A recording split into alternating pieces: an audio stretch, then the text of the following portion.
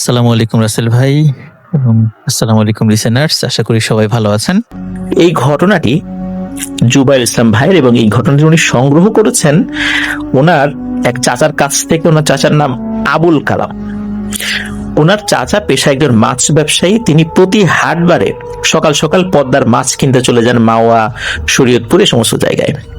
সরাসরি সেখানকার জেলেদের কাছ থেকেই তিনি মাছ কেনেন। এমনই এক প্রবীণ জেলে যার নাম রইসউদ্দিন, স্থানীয় সবাই যাকে রাসু বলে চেনেন, তারই ঘটনা উনি শুনেছিলেন। আর সেই ঘটনাটি উনি পরবর্তীতে জুবাইর ইসলাম ভাইকে বলেছিলেন। জুবাইর ইসলাম ভাই আমাদের সামনে উপস্থাপন করেছেন। চলুন শুরু করি ঘটনা। সাল 1988 কি 89। রাসু জেলের বয়স তখন 25 কি 26। টকবগে যুবক তখন তিনি। ভয় ডর বা অতি প্রাকৃত কোনো কিছুই তিনি গ্রাহ্য করেন না। সাহসী মানুষ হিসেবে এলাকায় তার বেশ নামডাক।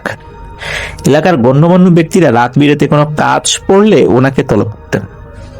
তিনিও সাহসিকতার সাথে নিজের কাজ ঠিকভাবে সম্পন্ন করতেন। মানুষের বিপদ আপদে তাদের পাশে থাকতেন। জেলে পরিবারের হওয়ায় প্রায় তিনি তার জাল নৌকা নিয়ে রাতে বের হয়ে যেতেন মাছ ধরতে। পদ্মার বুকে রাত বিরেতে ঘুরে ঘুরে মাছ ধরতেন। এমনই একদিনের ঘটনা। হাটবার ছিল সেদিন। হাটে গিয়ে কেনাকাটা করতে করতে রাসু শুনতে পান তাদের এলাকার মেম্বার সাহেবের ছোট মেয়ে আগের দিন পানিতে ডুবে গিয়েছে। লোকজন অনেক খোঁজাখুঁজি করেও তার লাশ পায়নি। এসব শুনে রাসু খুব আফসোস করতে করতে ফিরে আসে। রাতের খাওয়া দাওয়া শেষ করে স্ত্রীকে ঘুমিয়ে পড়তে বলে আনুমানিক রাত 8টা নাগাদ বের হয়ে যান জাল, টেটা, বৈঠা এগুলা নিয়ে মাছ ধরতে। তখনকার সময় গ্রাম এলাকায় রাতটা মানে কিন্তু অনেক রাত। বিদ্যুতের আলো তখনও কিন্তু ওনাদের গ্রামে পৌঁছায়নি। এই রাসু নদীর পাড়ে এসে ওনার ছোট্ট নৌকায় সবকিছু তুলে নিয়ে বেরিয়ে পড়েন নদীর বুকে জাল ফেলতে। বেশ কিছুক্ষণ এদিক সেদিক টর্চ লাইটের আলো ফেলে মাছ ধরতে থাকে তিনি। সেদিন মাছ কম উঠছে দেখে তিনি ভাবেন সামনের গ্রামের ভেতর দিকে একটি খাল গিয়েছে, তার মোহনায় চলে যাবেন, তাহলে হয়তো মাছ একটু বেশি পাবেন। যেই ভাবা সেই কাজ। তিনি বৈঠা বেয়ে চলে যান পাশের গ্রামের খালের মোহনায়। সেখানে গিয়ে জাল ফেলতেই তিনি বেশ বড় সড়ো কয়েকটি মাছ পেয়ে যান। খুশি হয়ে আরো কয়েকবার জাল ফেলেন এবং প্রতিবারই একটি দুটি করে বেশ বড় বড় মাছ পেয়ে গেলেন। এর আগে এক জায়গায় তিনি এত মাছ পাননি। মাছগুলোর মধ্যে বেশিরভাগই রাক্ষসের মাছ ছিল। তিনি এসব নিয়ে না ভেবে মাছ ধরতে ধরতে আরেকটু ভেতরে গিয়ে জাল ছোড়েন। এবার তার মনে হলো বিশাল এক মাছ জালে আটকেছে। জাল টানতেও কষ্ট হয়ে যাচ্ছিল। তারপরও বেশ কিছুক্ষণ কষ্ট করে জাল কাছে টেনে আনতে সক্ষম হন তিনি এবং জাল কাছে টেনে এনে টর্চের আলোয় দেখতে পান এতক্ষণ মাছ ভেবে তিনি যা টানছিলেন সেটা কোনো মাছ নয়, বরং বাচ্চা একটা মেয়ের লাশ। সাহসী মানুষ ছিলেন তিনি, তাই একটু হতভম্ব হয়ে গেলেও ভয় পেলেন না। তিনি জাল নৌকায় টেনে উঠিয়ে লাশের উপর থেকে জাল সরিয়ে দেখেন লাশটি আর কারো নয়, তাদের এলাকার মেম্বার সাহেবের ছোট মেয়ে। ভালো করে আলো ফেলে লাশটি দেখে তিনি বুঝতে পারলেন এতক্ষণ তিনি যে রাক্ষসে মাছগুলো পেয়েছেন সেগুলো এইসব বাচ্চা মেয়ের শরীর ভক্ষণ করতে এসেছিল। কারণ মেয়েটার হাত পায়ের ফুলে ওঠা জায়গায় মাংস ছিঁড়ে নেওয়া হয়েছে বলে তার কাছে মনে হচ্ছিল। এগুলো মাছেই খাওয়া শুরু করেছিল আর কি। তিনি এই দৃশ্য দেখে খুবই কষ্ট পান। মাছগুলো ফেলে দিতেন, কিন্তু গরিব মানুষ ছিলেন তিনি, ভাবলেন মাছ ফেলে দিলে পরের দিন আর পরিবারের খাওয়া জুটবে না, এ তিনি আর ফেলবেন না। তবে আর মাছ ধরলেনও না। সেদিন ফিরে গেলেন গ্রামে। ঘাটে পৌঁছে নৌকা রেখে তিনি মাছগুলো নিয়ে দ্রুত নিজের বাড়ির দিকে গিয়ে জাল, মাছ, বৈঠা এগুলো রেখে একটা চাটাই নিয়ে ফিরে আসেন। এসে চাটাই দিয়ে লাশটি মুড়ে পাজাকোলা করে তুলে নিয়ে মেম্বার সাহেবের বাড়ির উদ্দেশ্যে রওনা হয়ে যান। পানি খেয়ে লাশ ফুলে ওজন বেড়ে যাওয়ায় তিনি একা বহন করতে পারছিলেন না, তাই যাওয়ার সময় ওনার পাশের বাড়ির এক ভাইকে হাত দিয়ে ডেকে নিয়ে চলেন সাথে। দুজনে মিলে গভীর রাতে মেম্বারের বাড়িতে পৌঁছে ডেকে তোলেন মেম্বার সাহেবকে। এমনিতেই মেয়ে হারানোর শোক, তারপর এত রাত্রে কেউ ডাকাডাকি করছে, বেশ বিরক্তই হন। বেশ রেগে মেগে বাইরে আসেন। কিন্তু বাইরে এসে অবস্থা দেখে রাগের স্থানে জায়গা করে নেয় সন্তান হারানোর কষ্ট। তিনি হাউমাউ করে কেঁদে ওঠেন। তার কান্না শুনে বাড়ির সবাই জেগে ওঠেন এবং বাইরে এসে নিজেদের মেয়ের এমন মর্মান্তিক লাশ দেখে কান্নায় ভেঙে পড়েন। অল্প সময়ের মধ্যেই মেম্বার সাহেবের বাড়ির লোকেরা আশেপাশে সবার বাড়িতে খবর দিয়ে লোকজনকে ডেকে আনেন এবং সেদিন সকালবেলা ফজরের নামাজের পরেই লাশ কবর দিয়ে দেওয়া হয়। লাশের জানাজায় রাসু উপস্থিত ছিলেন। জানাজার শেষে মেম্বার সাহেব রাসুকে কাছে ডেকে নিয়ে ধন্যবাদ জানান, কারণ কেউ তো লাশ খুঁজে পাচ্ছিল না। কাকতালীয় ভাবে সে লাশটি খুঁজে পায়। এই কারণে তাকে খুশি হয়ে সেই সময়ের প্রায় 2000 টাকা দেন। এতগুলো টাকা হাতে পেয়ে রাসু তো খুব খুশি। খুশির পাশাপাশি তার মনে লোভ নামক এক ভয়ঙ্কর বিষয় উকি দেয়। টাকা নিয়ে বাড়ি এসে তিনি মাছ বিক্রি করতে চলে যান। সকালের বাজারে রাতে ধরা মাছগুলো বেশ ভালো দামে বিক্রি করেন। সব মাছ বিক্রি করে পরিবারের জন্য কেনাকাটা করে বাড়ি ফেরত আসেন। সব কেনাকাটার পরেও তার হাতে বেশ কিছু নগদ অর্থ রয়ে যায়। সারা রাত জেগে মাছ ধরে এবং লাশ নিয়ে দৌড়াদৌড়ির পর তিনি বেশ ক্লান্ত হয়ে ঘুমিয়ে পড়েন। ঘুমানোর পরে তিনি এক আজব স্বপ্ন দেখেন। তিনি দেখেন তার গ্রাম থেকে 4-5 গ্রাম দূরে তারই পরিচিত আরেকটি খালের মোহনা একটি লাশ ভেসে উঠছে আর তাকে পানি থেকে ভেসে ডাকাডাকি করছে ওই লাশটি। এই স্বপ্ন দেখে তিনি ধর্মর করে উঠে বসেন। সেদিন আর মাছ ধরতে যাননি। পরে কয়েকদিন আর তেমন কোনো ঘটনা ঘটেনি। তিনি মাছ ধরছেন, কেনাবেচা করছেন, এভাবেই কেটে যাচ্ছিল দিন। প্রথম লাশ পাওয়ার প্রায় 12-13 দিন পরের ঘটনা। দুপুরে উঠে খাওয়া দাওয়া সেরে একটু বিছানায় শুয়েছেন, তখন শোরগোল করতে করতে কয়েকজন নারী পুরুষ তার বাড়িতে আসে। তিনি উঠে বাইরে বেরিয়ে দেখেন একজন মহিলা খুব কান্নাকাটি করছে আর তার সাথে কয়েকজন পুরুষ মহিলা তার বাড়ির উঠোনে এসে সবে মাত্র থেমেছেন। রাসু তাদের জিজ্ঞেস করলেন, কি সমস্যা, এতজন উঠোনে এসে কান্নাকাটি চিৎকার চেঁচামেচি করছেন কেন? তখন তাদের মধ্যে থেকে একজন লোক সামনে এসে বলেন, রাসু ভাই, আমার একমাত্র ছেলে গতকাল অন্যান্য বন্ধুদের সাথে, মানে তার সমবয়সী বন্ধুদের সাথে গোসল করতে গিয়ে পানিতে ডুবে গিয়েছিল। অনেক খোঁজ করেছে কিন্তু এখনো তার লাশ পাইনি। শুনলাম আপনি মেম্বার সাহেবের মেয়েটার লাশ খুঁজে এনেছেন। আমার ছেলেটাকে যদি খুঁজে দিতেন, বাচ্চার মাটা কাঁদতে কাঁদতে তো পাগল হয়ে যাচ্ছে। ছেলের লাশটা যদি সে দেখতো তাও তো মনে একটু শান্তি পেত। একটু দেখেন না ভাই, যদি পারেন। রাসু জেলে তখন তাদেরকে বলেন, ও ভাই, আমি তো মাছ ধরতে গিয়ে মেম্বারের মেয়ের লাশ পাইছি, আমি তো লাশ খুঁজতে বের হই নাই। আপনার ছেলের আমি কিভাবে পাবো বলেন? তখন ছেলেহারা সেই লোকটি রাসুর কাছে এসে তার হাতের মুঠে 100 টাকার 10টি নোট, মানে 1000 টাকা গুঁজে দিয়ে বলেন, ভাই এটা রাখেন, আর একটু খুঁজে দেন না, এমন করেন না, না করেন না। এতগুলো টাকা একসাথে দেখে রাসু না করেনি। তিনি তার জাল নিয়ে বাচ্চার বাবার সাথে বের হয়ে আসেন বাড়ি থেকে। কখন ডুবেছে, কোথায় ডুবেছে, তখন জোয়ার ছিল নাকি ভাটা ছিল, এসব তথ্য নিয়ে রাসু বেরিয়ে যান নদীতে। সেই দুপুর থেকে স্রোতের হিসাব করে তিনি সম্ভাব্য সকল জায়গায় খুঁজতে থাকেন, জাল ফেলতে থাকেন। খুঁজতে খুঁজতে বেলা গড়িয়ে সন্ধ্যা পার হয়ে যায়। রাসু নৌকা নিয়ে বেশ দূরে চলে আসেন। তারপর একটা ফাঁকা চর দেখে নৌকা পাড়ে ভিড়িয়ে উপরে উঠে আসেন, নিজের সাথে আনা কিছু খাবার নিয়ে। খাবার খাচ্ছিলেন আর চিন্তা করছিলেন যে লাশ যদি না পাই তাহলে তো টাকা ফেরত দিতে হবে। দোয়া করছিলেন যেন লাশটা পেয়ে যান। এসব ভাবতে ভাবতে তিনি উঠে দাঁড়িয়ে টর্চের আলো ফেলেন পুরো চরের উপরে। তখন হঠাৎ খেয়াল করেন তিনি যেখানে দাঁড়িয়ে তার ঠিক উল্টো দিকে চরের অন্য প্রান্তে একজন মানুষ বসে নদীর পানিতে হাত দিয়ে কি যেন করছে। রাসু ভেবে পেলেন না এই লোকটা আবার কোত্থেকে আসলো, আর কখনই বা আসলো। এই চরে তো কোনো মানুষজন আসার কথা না, বিশেষ করে সন্ধ্যার পরও থাকার কথা না, এই চরে কোনো ঘর বাড়িও নাই। তিনি ওই জায়গায় দাঁড়িয়ে ডাক দেন, ও ভাই, কে আপনি, ওইখানে কি করেন? কিন্তু ওই মূর্তিটি চুপচাপ নিজের কাজ করেই যাচ্ছে। রাসু আরো কয়েকবার ডাক দিয়ে সামনে তার দিকে এগিয়ে যান। কাছাকাছি পৌঁছেছেন এমন সময় অবয়বটি পেছনে না ফিরে সামনের পানিতে ঝাঁপ দেয়। রাসু দৌড়ে সেদিকে গিয়ে লোকটার আর কোনো চিহ্ন দেখতে পাননি, কিন্তু লোকটা যেখানে বসেছিল সেই স্থানে গিয়ে পানিতে লাইটের আলো ফেলে দেখতে পান একটা বাচ্চা ছেলের লাশ, যার অর্ধেক পানিতে আর বাকি অর্ধেক ডাঙা। ডাঙার অংশটুকু থেকে বেশ কিছুটা ছিঁড়ে নেওয়া হয়েছে, যেমন একটা হাতে কোনো মাংস নেই এবং হাতের শেষ প্রান্তে ঘাড়ের কাছে বড় কামড়ের দাগ। জেলে মানুষ রাসু এই তল্লাটের সকল মাছ সম্পর্কে তার ধারণা আছে। তিনি বুঝতে পারলেন এটা কোনো মাছের কাজ না, মাছ এভাবে ডাঙায় উঠিয়ে খায় না। এর বেশি কিছু না ভেবে তিনি তাড়াতাড়ি নিজের নৌকায় গিয়ে সাথে আনা একটি চাটাই ও দড়ি এনে লাশটি বেঁধে ফেলেন। এগুলো আগে থেকেই নিয়ে এসেছিলেন, যদি লাশ পান তাহলে এভাবে নিয়ে আসবেন এই চিন্তা করে। এখন সেটি কাজে লেগে গেল। এর মাঝে ওই বাচ্চা ছেলের বাবার বর্ণনার সাথে মিলিয়ে মোটামুটি নিশ্চিত হন এটাই তাদের ছেলে।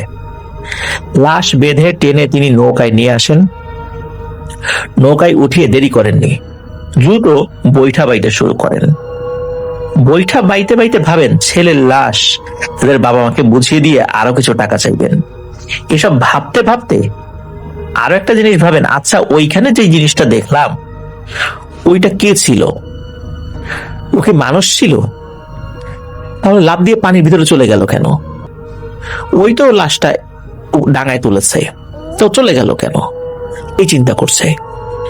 আর এইভাবে ভাবতে ভাবতে হঠাৎ করে নৌকার নিচে কিছু একটা ধাক্কা দিয়ে চলে যায়। ছোট নৌকা বেশ তুলে ওঠে। বড় কোনো মাছের ধাক্কা ভেবে রাসু নৌকা থামিয়ে জাল হাতে নেন, যদি মাছটা ধরা যায় এই ভেবে। জাল ছুড়ে রাসু দড়ি টানতে টানতে নৌকার মাথার দিকে চলে যায়। তখন নিচ থেকে আর একটা ধাক্কা দেয়। এবারের ধাক্কা হঠাৎ এবং বেশ জোরে হয় রাসুর টাল সামলাতে না পেরে পানিতে পড়ে যায়। প্রায় মিনিট খানেক পানিতে হুটোহুটি করে তিনি নৌকায় উঠে আসতে পারেন, আর উঠেই বুঝতে পারেন তিনি নৌকায় উঠে হয়তো ভুল করেছেন। নৌকায় উঠে তিনি দেখতে পান মানুষের মতো দেখতে, উলঙ্গ টাইপেরই হবে, একটি লালচে অবয়ব, তার সারা মাথায় জটের মতো চুল, লম্বা লিকলিকে হাত পা, তার মুখ চোখ নাক বলতে কিছুই নাই। সেখানে বিরাট একটা কালো গর্ত, আর গর্তের চারপাশে সরু সরু সাদা সাদা দাঁত, আর সেই দাঁত দিয়ে অবয়বটি বাচ্চাটির আরেক হাত সম্পূর্ণ মুখে পুড়ে দিয়েছে। এটা দেখে রাসু মারাত্মক ভয় পায়। রাসু নৌকায় উঠলেও অবয়বটি তাকে ভ্রুক্ষেপ করছে না, বরং লাশের হাত খাওয়ায় ব্যস্ত সে। রাসু প্রথমে ভয় পেল, খুব দ্রুত নিজেকে সামলে নিয়ে নৌকায় রাখা টর্চের আলোটি অবয়বটির শরীরে নিক্ষেপ করে। তখনই মূলত অবয়বটির শরীরের গঠন সম্পর্কে তার পুরোপুরি ধারণা হয়।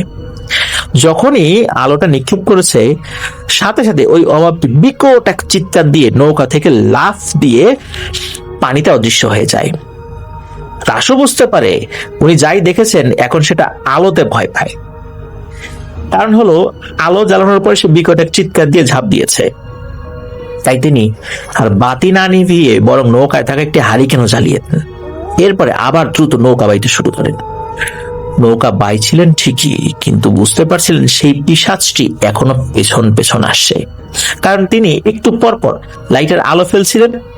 তখন উনি দেখেন যে ওই যে পিশাচটি একবার ডান দিক থেকে, সে পিশাচের মাথা পানিতে ডুব দিচ্ছে, মানে সে একবার ডান দিকে মাথা ভাসায় আবার ডুব দেয়, একবার বাম দিক থেকে, সামনে পেছনে, এরকম সব জায়গা থেকে একটু একটু পরপর সে ডুব দিচ্ছে, মানে সে পিছনে লেগে আছে আর ঘর ঘর ঘর ঘর শব্দ করছে।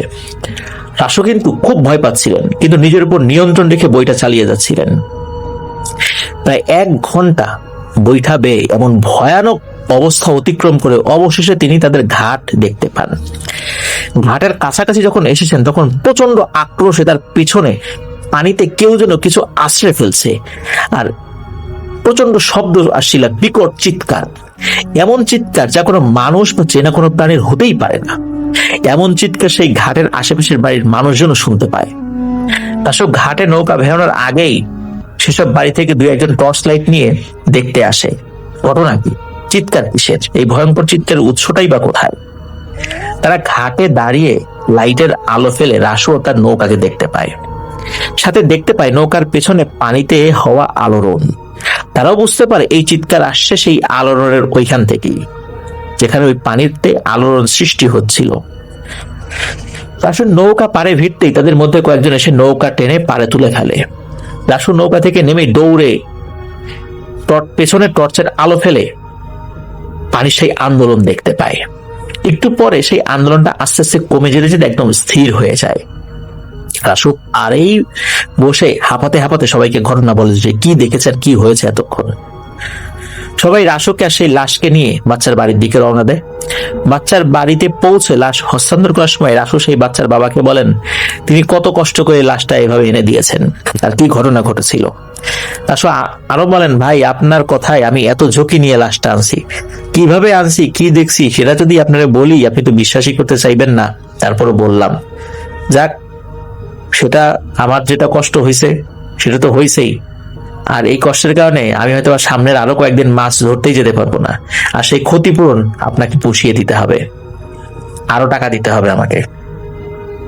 এই কথা শুনে বাচ্চার বাবা রাসুর কাছে খুব অনুরোধ করে বলে যে তার কাছে যে টাকা ছিল সে সেটা দিয়ে দিয়েছে, আর কোনো টাকা নাই তার কাছে। এসব শুনেও রাসু তো মানবেই না, চিৎকার চেঁচামেচি করে অস্থির করে ফেলেছে রাসু। তখন আশেপাশে যারা লোক ছিল তখন তারা বাচ্চার বাবাকে ধার স্বরূপ প্রায় 700 টাকা কালেকশন করে দিলে রাসু সেটা নেয়। রাসু টাকা দেখে সেই ভয়ানক পিশাচটির কথা বেমালুম ভুলে যায়।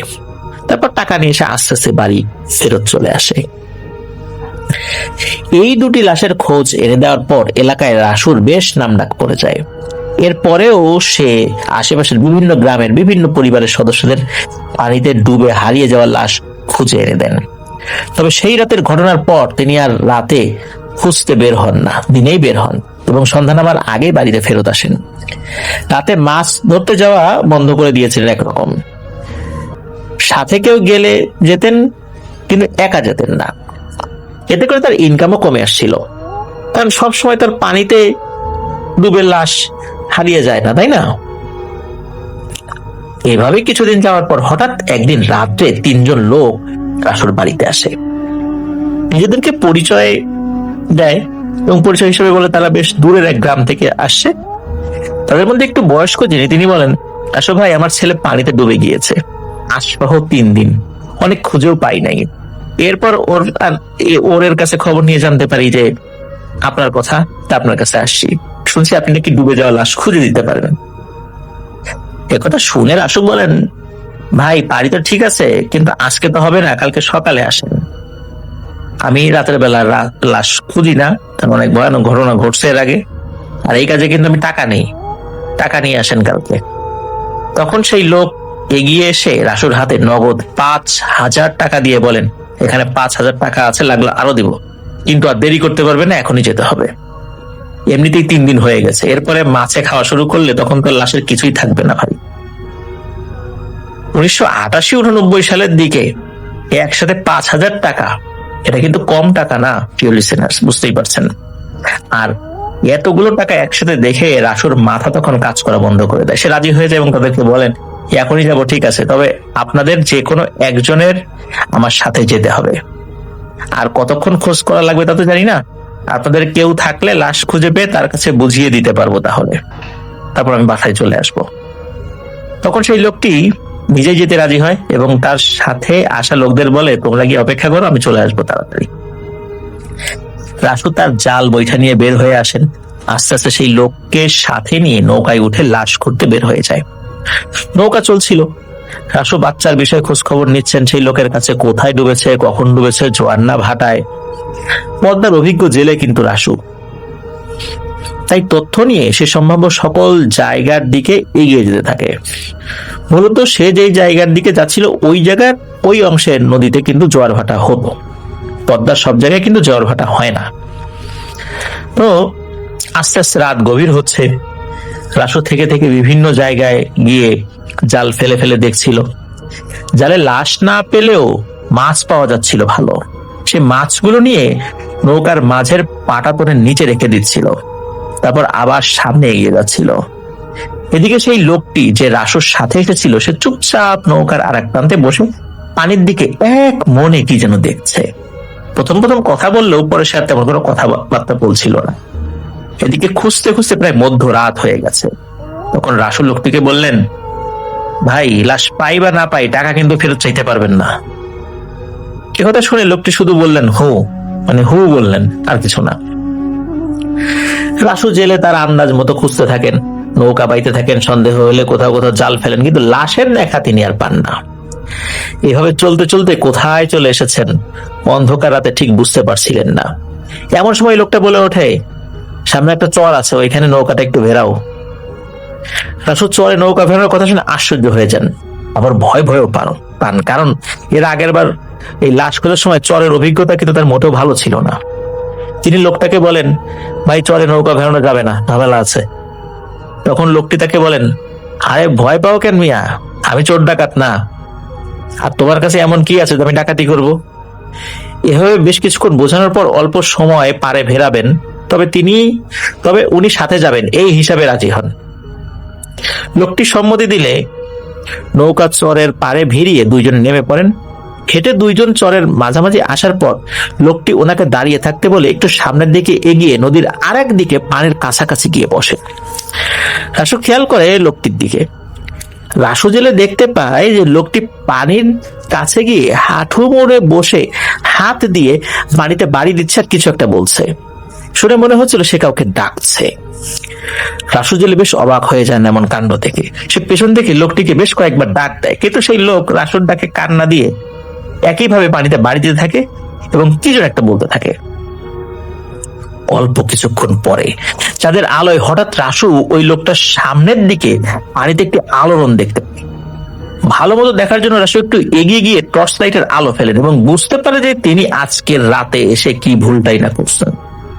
তিনি দেখেন পানির নিচ থেকে একটা বিশাল দানবীয় সরীসৃপ জাতীয় কিছু একটা, এই জিনিসটা মুখে করে একটা লাশ টেনে নিয়ে পারে উঠেছে। এটা দেখে রাসু ভয়ে পেছন ফিরে দৌড় দিতে যাবেন, এমন সময় রাসু জেলের সাথে আসা ওই লোকটি রাসুকে ডাক দেয়। রাসু সেদিকে তাকিয়ে দেখেন লোকটি বসা থেকে উঠে দাঁড়িয়েছে এবং তার মুখ, যেটা মুখাবয়ব, আস্তে আস্তে সেটা পরিবর্তন হতে শুরু করেছে। রাসু তার দিকে লাইট ধরে পেছন দিকে যেখানে তার নৌকা বাঁধা সেদিকে সরতে থাকে এবং রাসু দেখতে থাকে যে আস্তে আস্তে লোকটির নাক, মুখ, কপাল সবকিছু অদৃশ্য হয়ে সেখানে বিশাল একটা কালো গর্ত তৈরি হয়েছে। সেই অবস্থায় ওই অবয়বটি বলে ওঠে, ইরে রাসু, সেদিন তো আমার খাবার নিয়ে গেলি জোর করে, আজকে কি করবি রে রাসু? আজকে তো তোকে বাঁচানোর উপায় নেই কারোরই। এ কথা বলার সাথে সাথে রাসু দেখে পানি থেকে যে সরীসৃপটি উঠেছিল সেটি 4 হাত পায়ে ভর দিয়ে রাসুর দিকে এগোতে থাকে। এটা দেখে রাসু পেছনে ফিরে নৌকার দিকে দৌড় দেয়, কিন্তু সে একটু দেরি করে ফেলে। সরীসৃপের মতো ওই পিশাচটি দৌড়ে এসে রাসুর ডান পায়ে 3টে আঙ্গুল কামড়ে ধরে। প্রচন্ড জোরে কামড় দিয়েছিল। রাসু প্রচন্ড ব্যথা তো পাচ্ছিল, কিন্তু সেদিকে ভ্রুক্ষেপ না করে জীবন বাঁচানোর জন্য কোনো মতে পা ছাড়িয়ে নিয়ে দ্রুত দৌড়ে নৌকার কাছে চলে আসে। নৌকা নিয়ে দ্রুত সরে যেতে থাকে। জীবনের মায়ায় সে তখন দিক বিদিক নৌকা বাইতে থাকে, আর পেছনের সেই চর থেকে শুনতে পায় সেই ভয়ঙ্কর অভাবটি জোর গলায় বলতে থাকে, রাসুরে, আজকে যা, তোর সাথে আবার দেখা হবে। আজকে আমার খাবার এসে গেছে তো তাই বেঁচে গেলি। তোকে তো নিয়ে আসছিলাম, কিন্তু আজকে মনে করেছিলাম যে তোকেই খাবো, তবে খাবার চলে আসছে। তবে দেখা হবে রে রাসু, আবার দেখা হবে, সেদিন কিন্তু আর বাঁচবি না। এরকম কথা বলতে থাকে। রাসু কিন্তু শুনছে যে ওরা এই কথাগুলো বলছে চিৎকার করে। রাসু পেছনে ফিরে দেখার সাহস করেনি। টর্চের আলো জ্বেলে রেখেই দ্রুত নৌকা বাইরে থাকে, চিৎকার করে আল্লাহ তাআলার দরবারে সাহায্য প্রার্থনা করতে থাকে। এভাবে কতক্ষণ নৌকা বেয়েছে বা কোথায় এসে পড়েছে সে বুঝতে পারেনি। আতঙ্কে, ভয়ে, পরিশ্রমে সে নৌকার উপরে জ্ঞান হারিয়ে পড়ে যায়। নিচে পড়েনি, ভাগ্য ভালো, মানে পানির মধ্যে পড়েনি। জ্ঞান যখন ফেরে তখন রাসু জেলে নিজেকে একটি বালুর ট্রলারে আবিষ্কার করে। বেশ বেলা হয়ে গিয়েছে তখন। আশেপাশে তাকে বেশ কিছু অপরিচিত লোক দেখতে পান যে তারা তার দিকে তাকিয়ে আছেন। রাসু উঠে বসতে গিয়ে পায়ে মারাত্মক ব্যথা অনুভব করেন। তারপরও কষ্ট করে উঠে বসে দেখেন তার পায়ে একটি গামছা পেঁচিয়ে রাখা, সেখান থেকে ফোঁটা ফোঁটা রক্ত পড়ছে। এই সময় ট্রলারের প্রধান মাঝি, যিনি মাঝি, তিনি এসে রাসুর কাছে বসেন এবং বলেন, ভাই, তোমার আমরা মাঝ নদীতে একটা নৌকায় অজ্ঞান অবস্থায় পাইছি। তোমার পায়ের থেকে তখন ভীষণ রক্ত পড়তেছিল। তোমার বাড়ি কই আর কি হয়েছিল এই রাতে বলতো? এরপরে রাসু তার সাথে ঘটা রাতের ঘটনা তাদেরকে শোনান। মাঝি সব শুনে বলেন, যাক আল্লাহ বাঁচাইছে, তোমার সামনের ঘাটে নামায় দিমুনে, তোমার নৌকা এই ট্রলারের সাথেই বান্ধা আছে, গঞ্জে গিয়ে ভালো কোনো ডাক্তার দেখায় বাড়ি চলে যাও। কথা শেষ করে প্রধান মাঝি রাসুকে কিছু টাকা দিয়ে পরের ঘাটে নামিয়ে দেন। এরপরে রাসু ডাক্তার দেখিয়ে পা ব্যান্ডেজ করে বিকেল নাগাদ অতি কষ্টে বাড়ি ফেরত আসেন। সে রাতে সরীসৃপের মতো সেই পিশাচ যে কামড় দিয়েছিল, এই কামড়ে রাসুর পায়ের 3টি আঙ্গুলের সামনের অংশ হারিয়ে ফেলে। আর বাড়ি ফিরে দীর্ঘদিন যাবৎ অসুস্থ ছিল। অনেক ডাক্তার কবিরাজ দেখিয়ে সুস্থ হতে হয় তাকে। আল্লাহর অশেষ রহমতে সে ভালো হয়ে যায়। আবার অনেক হুজুরের কাছ থেকে উনি তদবির নিয়েছিলেন যাতে করে এই জিনিসটি পরবর্তীতে তারা ক্ষতি করতে না পারে। এরপর কোনোদিন রাসু লাশ খুঁজতে বা মাছ ধরতেই যায়নি। জীবিকার তাগিদে অন্য কাজ করছেন। তিনি এখন বৃদ্ধ, ব্যবসা বাণিজ্য করছেন, আলহামদুলিল্লাহ ভালো আছেন। প্রিয় লিসেনার্স, এটি ছিল ঘটনা। রাসু জেলের এক্সাক্ট গ্রামের নামটা জানা যায়নি, যার কারণে আমরাও উল্লেখ করতে পারিনি সেটা। তো তবে ঘটনাটি আমার কাছে খুব দারুণ লেগেছে। আশা করছি প্রিয় লিসেনার্স ঘটনাটি আপনাদের কাছেও ভালো লেগেছে।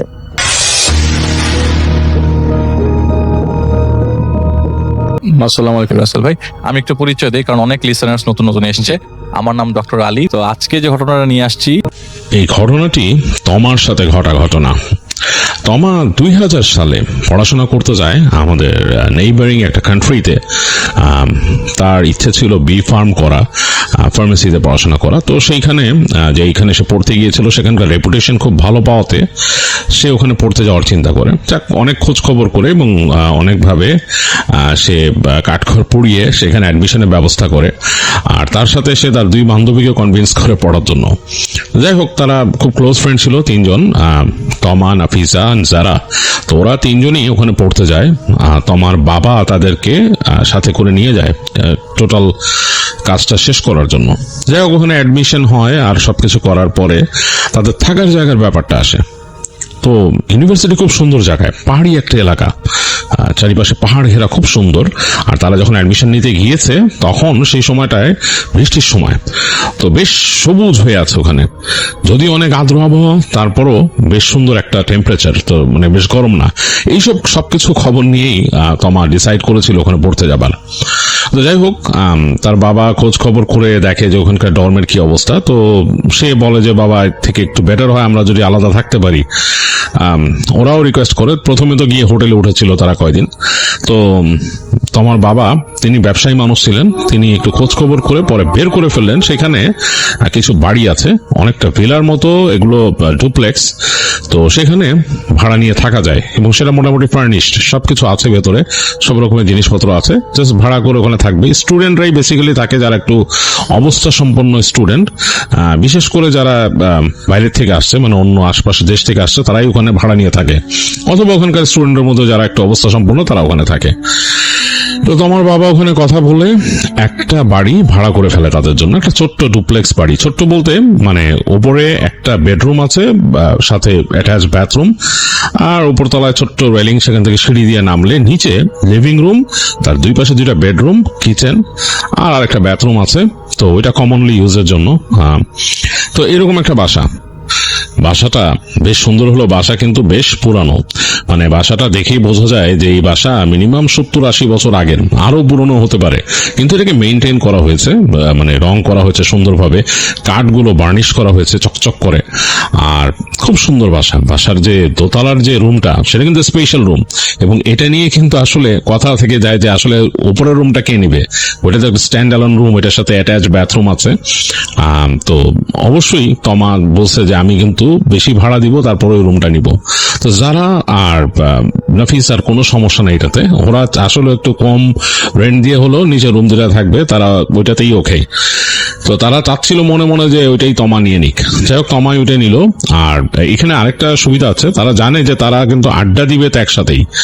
আর ওই যে তমার রুমের সাথে যে বারান্দাটা আছে উপরে, সেই বারান্দাটা খুব সুন্দর একটা জায়গায়, মানে বারান্দাটা বেরুলে দেখা যায় যে 2 পাশে কিন্তু দেয়াল দেয়া, সামনে সুন্দর করে খোলা। আর বৃষ্টি যেহেতু হয়, যে জায়গাটা তারা আছে এটা বৃষ্টি প্রধান জায়গা, ওখানে বৃষ্টি বেশি হয়, তো বেশ ছাদটা একটু সামনের দিকে বাড়ানো, আর মানে পানি এদিকে আসবে না, হাজার বৃষ্টি হলো পানি ওরকম এখানে এদিকে খুব একটা ছিটে আসবে না, খুব সুন্দর করে নামানো নিচের দিকে, কাঠের সুন্দর ডিজাইন করা। এবং তারপরে ওই সামনের জায়গাটা দেখার মতো, ওইখানে সুন্দর লন আছে, একদম সুন্দর ঘাস, সেটা একদম সোজা গিয়ে অনেকটা কেমন কার্ভ হয়ে নেমে গেছে নিচের দিকে। এবং ওই নিচে একদম নিচের দিকে দেখা যায় তাদের যে বাসাটা ওইটা একটু টিলার উপরে, ওখান থেকে নিচে নেমে আবার অনেকটা সমতল জায়গা, আবার উঁচু টিলা, এবং দূরে দেখা যায় পাহাড়, মেঘের মধ্যে, মানে অনেক মেঘ, মেঘের আড়ালেই পাহাড়গুলো দেখা যায়। আর তাদের বাসার সামনে যে লনের শেষ মাথায় একটা গাছ আছে, এরকম বড় নেড়া গাছ, এবং খুবই আশ্চর্যজনক ভাবে নেড়া গাছটা দেখতে একটু বেশ ভৌতিক লাগে। তো এটা নিয়ে তমা, নাফিজা ওরা মানে আর কি করছে যে এটা কি রে ভাই, ভূতের বাড়ির মতো একটা গাছ কেন বাসার এখানে? তো বললো যে হয়তো ছিল অনেক পুরনো গাছ, বলে এরকম একটা শুকনা গাছ এরকম কেটে ফেলে না কেন এখান থেকে, নিজেরা এগুলো আলোচনা করছে। আর বাসাটা নিয়ে তাদের একটু মানে ভয়ও কাজ করছে, কারণ বাসাটা একদম নিরিবিলি, 3 জন মানুষ থাকার জন্য অনেক বড়। তো তারা জিজ্ঞেস করছিল যার থেকে ভাড়া নিছে, তিনি তো ফার্নিশড বাসা ভাড়া দিয়েছেন, এবং এখানকার যে ফার্নিচার গুলো অনেক পুরানো, দেখেই মনে হয় যে 100 বছরের পুরনো ফার্নিচার, বিছানা, দেন সাইড টেবিল, বসার টেবিল, স্টাডি টেবিল সবই পুরনো। তো তার সাথে কথা বলছিল, যে যিনি বাসা ভাড়া দিয়েছেন তার সাথে কথা বলছিল যে এখানে কি একটা কাজের মানুষ সবসময় রাখা যায় কিনা। বলে যে না, এখানে সবসময় কাজের মানুষ থাকবে না, সে আসে সকালে হেল্প করার জন্য একজন আসবে, তো সে হেল্প করে তোমাদের চলে যাবে দুপুরের পরে, সে দুপুরের পর আর থাকবে না, এই হচ্ছে অবস্থা। তো যাই হোক, তমা তার বাবার সাথে এটা নিয়ে আলাপ করছিল, তো তার বাবা বলল যে তোমাদের লাইফ এইভাবেই চলবে, কারণ এখানে এর থেকে বেশি কিছু পাবা না, যতটুকু আমার পক্ষে সম্ভব আমি করে দিয়ে গেলাম, আমার খুব আর্জেন্ট কাজ আছে, আমাকে চলে যেতে হবে দেশে। তো প্রথম যেদিন ওই বাসাটায় থাকা হয় সেদিন তো দিনের বেলা, সকালবেলা তারা হোটেল থেকে বের হয়ে খাওয়া দাওয়া করছে, আরো টুকিটাকি কাজ ছিল সেগুলো সারছে। তারপর ওই বাসার যে মূল মালিক, যে মানে বুঝাই দিবে তাদের বাড়িটা, তিনি আসলে কেয়ারটেকার, তিনি মূল মালিক না। তো তিনি যে বুঝাই দিবেন, তিনি ওনাদেরকে নিয়ে আসছে ওখানে, তোমার আব্বু সহ। তো আসার পরে এটা ওইটা বুঝাই দিছে, এটা ওইটা দেখাচ্ছে। তো বাসা যখন দেখতেছে ঘুরে ফিরে তারা, তখনই ওদের মধ্যে একটু ভয় ভয় কাজ করতেছিল, কারণ বাসাটা অনেক বড়। যখন ওই নাফিজা দেখা গেছে যে ওরা যখন এই পাশটা দেখতেছে, নাফিজা বের হয়ে কিচেনের ওদিক যে একটা ছোট্ট বারান্দা আছে নিচতলা, ওইদিকে হেঁটে গেছে।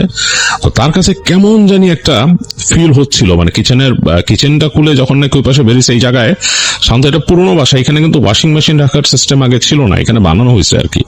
তো ওই জায়গাটা ওয়াশিং মেশিন শান্ত থাকে, তো এখন নাই, ওয়াশিং মেশিন কিনলে তাদের কিনে রাখতে হবে। যাই হোক, তো ওখানে যখন ঢুকছে সে, তার কাছে জানি কেমন জানি একটা গা শিরশির অনুভূতি হচ্ছিল।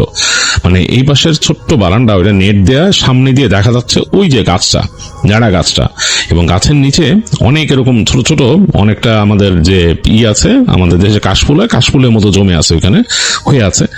কেমন জানি লাগতেছে জায়গাটা দেখতে। তো এবং তার মনে হচ্ছিল যে তাকে কেউ দেখতেছে, নাফিসাকে, এবং মনে হচ্ছিল যে পিছনে যে কিচেনের মধ্যেও সে মনে হচ্ছিল কারো একটা উপস্থিতি টের পাচ্ছিল। দেখে দেখে নাফিসা তাড়াতাড়ি হেঁটে চলে আসে, এসে দেখে দুই পাশ থেকে ওই রুমটা দেখে তারা উপরে উঠছিল, তমা আর যারা আব্বু আর ওই মহিলা, তারা আবার নিচে নামতেছে। তো তাকে জিজ্ঞেস করলো যে তুই কোথায় গেছিলি, নাফিসাকে বললো যে আমি কিচেনের ওদিকে গেছিলাম। তো তখন তমা বললো যে চল কিচেনটা আমরাও দেখি, বলে তারা হাঁটা দিল কিচেনের দিক। তা নাফিজার ঢুকতে ইচ্ছা করতেছিল না আরেকবার, কিন্তু সবাই যেহেতু ঢুকছে সেও ঢুকলো আবার। তো কিচেনে ঢুকে দেখাচ্ছে সে কেয়ারটেকার মহিলা, কিচেনে এই জায়গায় এই অবস্থা, ক্যাবিনেট গুলো এরকম অবস্থা, খুলে দেখাইলো। বেশ পুরনো, এবং ওই সে ক্যাবিনেট গুলো অনেক পুরনো, বাট সে পরিষ্কার পরিচ্ছন্ন করে রং টং করে রাখছে, বার্নিশ টার্নিশ করে রাখছে, মানে সুন্দর, মানে খারাপ না দেখতে। তো সে হেঁটে ওই যে পিছনের ছোট্ট বারান্দাটার কাছে গেল, যে বললো যে এই বারান্দাটা রাতের বেলা না আসাই বেটার হবে। তো বলছে কেন? তোমার আব্বা জিজ্ঞেস করছে কেন, মানে এখানে না আসা বেটার হবে কেন? বলছে নিচতলা তো, এখানে এই সামনে এই জায়গাটা, আর পোকামাকড় আরো কত কিছু থাকতে পারে, এরকম আসে, তো এই নেট লাগানো আছে, বাট রাতে না আসাই বেটার।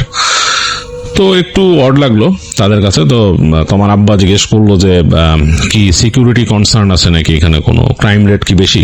বলে না না না, সিকিউরিটি ওরকম কিছুই নাই, এমনি মানা করলাম, রাতের বেলা তো পোকামাকড় এসে, এবং টিলা তো নিচে চলে গেছে, ওদিকে অনেক বিষাক্ত পোকা টোকা থাকে, এরকম আসে রাতের বেলা। তো তোমার আব্বু খুব একটা স্যাটিসফাইড হলো না উত্তরটা, কারণ নেট লাগানো জায়গায়, নেটটা খোলা যায় অবশ্য। তো যাই হোক, ওখান থেকে বের হয়ে আসলো। আসার পরে ওই মহিলা সবকিছু বুঝাই দিয়ে তাদের ওই রুমটাও দেখালো পাশের সুন্দর করে, আবার আর লিভিং রুমটা সুন্দর করে দেখালো, ডাইনিং স্পেসটা দেখালো, সবকিছু দেখায় মহিলা বিদায় নিল। বিদায় নেওয়ার আগে তাদেরকে চাবি বুঝাই দিয়ে গেল, প্রত্যেকটা রুমের, বাথরুমের এবং মেইন গেটের সব চাবি বুঝাই দিয়ে গেল। আর বললো যে কাজের মানুষ কালকে সকালে আসবে, ওর সাথে তোমরা তোমাদের মতো টাইম সেট করে নিবা, তোমরা কখন থাকবা, কখন আসবা। আর মনে রেখো, ও কিন্তু সন্ধ্যার পরে থাকবে না, সন্ধ্যার আগেই চলে যাবে এখান থেকে। তো তোমরা সেভাবেই তার সাথে সব অ্যারেঞ্জমেন্ট করে নিবা। তো বলে উনি বিদায় নিলেন, আর মেয়েরা বিদায় দিল, বললো ওকে আন্টি দেখা হবে। তো মহিলা তার নাম্বারটা লিখে দিয়ে গেছে, বলছে যে কোনো প্রয়োজন হলে এই যে ফোন আছে, এখান থেকে আমাকে ডায়াল করো, ডায়াল করলে পাবা। তো যাই হোক, মহিলা চলে যাওয়ার পর সবাই বসছে লিভিং রুমে কাউচে, আর তোমার আব্বু আর একটা কাউচে বসা সামনে। তো বলতেছে যে বাবারা, আমি তো কালকে চলে যাব, আমি কিন্তু কালকে মানে আমার যেতেই হবে, আজকেই তোমাদের সাথে লাস্ট মানে দিন আমি আছি, তোমাদের যা যা দরকার সবাই লিস্ট করে ফেলো, আমি তোমাদেরকে বিকালে নিয়ে যাব, নিয়ে যে টুকিটাকি যা দরকার কিনে দিব। আর এই তো কালকে সকালে আমরা খাওয়া দাওয়া করবো রাত্রেবেলা কোথাও, তারপর কালকে সকালে আমি চলে যাব। তো এই বলে তোমার আব্বু তাদেরকে রেডি হতে বললেন যা যা দরকার লেখার জন্য। তো ওরা সবাই লিখলো, লিখে রেডি করছে। তারা ওই আঙ্কেলের জন্য অ্যারেঞ্জ করলো, তমা যে রুমটা থাকবে বললো যে রাতের বেলা আঙ্কেল ওইটা রুমটায় থাকবে, তোমার রুমটাতে। আর তারা 3 বান্ধবী, তারা নিচে একটা রুমে আর কি 3 জন একসাথে থাকবে ওই দিন। তো যাই হোক, ওইভাবে হলো। তারা বিকালে গিয়ে কেনাকাটা করে এসে বাসায় ঢুকছে রাতের বেলা খাওয়া দাওয়া করে। তো তোমার আব্বু ঘুমাতে চলে গেছে, উনি অনেক টায়ার্ড। তো উনি যখন উঠে যান, তিনি বললেন যে তোমরা ঘুমাতে চলে যাও, হ্যাঁ, বেশি রাত জেগো না, অলরেডি রাত হয়ে গেছে, বেশ ঘুমাতে চলে যাও, বৃষ্টি হচ্ছে বাইরে। তো তোমরা তারপরে বসেছিল, কথা বলতেছে কাউচের মধ্যে। তো তোমার আব্বু উঠে যখন চলে যায়, তিনি যাওয়ার সময় তাদের ডাইনিং স্পেসের বাতিটা বন্ধ করে দেন এবং কিচেনের বাতিটা বন্ধ করে দেন। তো বন্ধ করার পর অলরেডি নিচে কেমন দিন অন্ধকার হয়ে যায় ধক করে একটা সাইড। তারপর উনি সিঁড়ি দিয়ে উঠে গিয়ে তাদের যে মাঝখানে যে করিডোরের আলোটা, ওইটাও বন্ধ করে দিয়ে তিনি রুমে ঢুকে যান। তো পুরো জায়গাটা কিন্তু অন্ধকার এবং সিঁড়ির পরে করিডোরটা অন্ধকার। ওই রুমের ওই তমা যে রুমটা থাকবে, সেই রুমটার জানালার দিয়ে হালকা আলো আসতেছে আর কি, পর্দা ভেদ করে হালকা আলো আসতেছে। তো একটু পরে সেই বাতিটাও নিভাই দিল, মানে উনি ঘুমায় যাচ্ছেন। তো পুরো জায়গাটা কেমন জানি অন্ধকার লাগতেছে, তোমাদের কাছে মনে হচ্ছে যে এটা একটা কেমন জানি একটা অন্ধকার পুরী এরকম। আর রাতের শব্দ বেশ মানে খুব কঠিনভাবে পাওয়া যাচ্ছে, পোকামাকড়ের ডাক, আর তার সাথে বৃষ্টি যে পড়তেছে ঝিরিঝিরি। মানে তাদের যে বাড়ির যে মেইন দরজাটা, বড় একটা কাঠের দরজা, তার উপরে কিন্তু বেশ একটা জায়গায় একটু স্কাইলাইটের মতো আছে কাচের, সেখানে বৃষ্টি পটপট পটপট করে পড়তেছে, যে বৃষ্টির ফোঁটাগুলো এগুলো বোঝা যাচ্ছে। তো 3 জনেই বেশ চুপচাপ হয়ে গেছে। তো তমা বললো, এরি তোদের ভয় লাগতেছে না? তো তখন নাফিসা যারা বললো কেমন জানি লাগতেছে, বলে যে আজকে মানে আঙ্কেল আছে। নাফিসা বলতেছে যে আজকে যে আঙ্কেল আছে উপরে, তাও কিন্তু একটু সাহস লাগতেছে, কালকে কিন্তু আঙ্কেলও থাকবে না, তখন কেমন লাগবে আমাদের? আরই অসুবিধা নাই, ভয় লাগলে 3 জন এক রুমে যায় থাকবো, অসুবিধা কি, রুম আসতে কি হয়েছে? তো বলে 3 জনে কিছুক্ষণ ওখানে গল্প গুজব করার চেষ্টা করে, দেখলো 3 জনই টায়ার্ড লাগতেছে। তো তারা চলে যায় রুমে যায়, এক রুমে যায়, তারা রুম লক করে নিজেদের মতো কিছুক্ষণ গল্প করতে করতে শুয়ে পড়ে। তো টায়ার্ড ছিল, এক পর্যায়ে ঘুম চলে আসে আর ঘুমায় যায়, আর কিছু খেয়াল নাই তাদের। তো এইভাবেই প্রথম রাতটা কাটছে তাদের ওই বাসায়।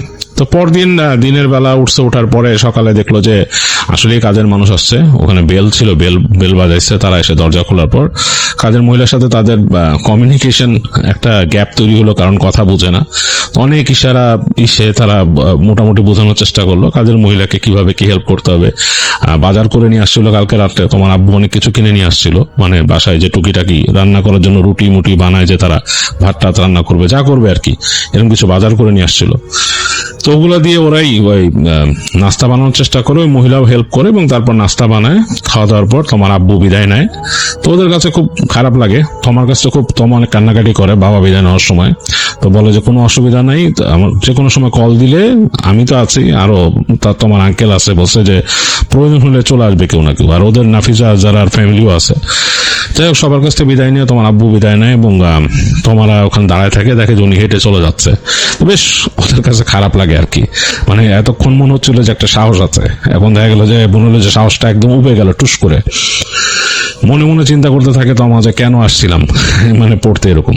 তো যাই হোক, বাট স্ট্রং হইতে হবে। তো তার ইচ্ছা আছে যে তার পরবর্তী ধাপ এম ফার্মটা সে করবে বাইরের কোনো দেশে, ইউরোপে বা আমেরিকায় গিয়ে, এরকম চিন্তা ভাবনা। তো যাই হোক, এইভাবে শুরু হলো তাদের দিন। তাদের যে কাজের মহিলা আসছে সে মোটামুটি তাদেরকে হেল্প করলো।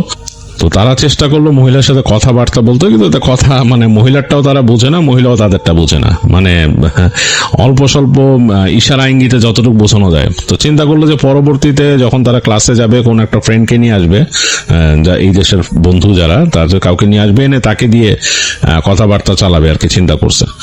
তো এই চিন্তা করে মহিলার সাথে এমনি টুকিটাকি ইশারা ইঙ্গিতে কথা বলতেছিল। তো মহিলা তাদেরকে কেন জানি মানে সে একলা থাকতে চাচ্ছে না মহিলা ওইখানে, মানে কিচেনে ওখানে যখনই থাকতেছে তারা যদি একটু সরে আসে ওদেরকে ডেকে নিয়ে আসতেছে, একদম হাত ধরে নিয়ে এসে ওখানে রাখতেছে। তো এটাতে একটু বিরক্ত হইল ওরা তিনজন, যে কি ব্যাপার, মানে আমাদেরকে যদি এরকম ডেকে বসাইতো মহিলা, আমি কেমনে কি। তো যাই হোক, তো ওরা থাকলো, চিন্তা করলো মহিলা কেন এরকম করতেছে জানে না, এবং মহিলা অন্য কোনো রুমেও একলা যেতে রাজি না, সে যে রুম গুছাবে কিছু করবে ওদেরকে সাথে করে নিয়ে যায়, টেনে নিয়ে যায়। তো চিন্তা করলো হয়তো নতুন মানে পরিবেশ বা নতুন বাসা বা অন্য মানুষের জায়গা দেখে হয়তো সে কমফোর্টেবল ফিল করতেছে না, জিনিসপত্র আছে মানুষের এগুলা।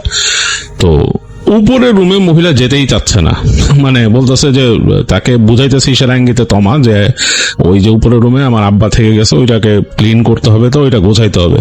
মহিলা মানে উপরে যেতেই চায় না, মানে কেমন জানি করতেছে।